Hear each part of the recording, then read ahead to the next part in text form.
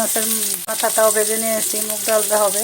এই বন্ধুরা মুগ ডালটা ভেজে নিচ্ছি। এই মুগ ডাল দিয়ে আর রুই মাছের মাথা দিয়ে শিরার ডাল রান্না করব। এই যে বন্ধুরা তেলের মধ্যে শুকনো মরিচ আর তেজপাতা দিয়েছি। এখন গোটা জিরা দিয়ে দিচ্ছি কয়েকটা। ডালটা সম্বার দিব।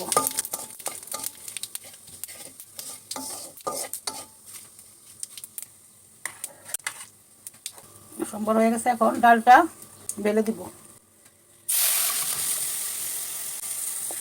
ডালের মধ্যে মাথাগুলো দিয়ে দিয়েছি, তোমাদের দেখাই নাই মাথাগুলো দেওয়া। মাথা দিয়ে অনেকক্ষণ জাল দিয়ে তারপরে সম্বার দিলাম। এই যে মাথাগুলো দিয়ে দিয়েছি।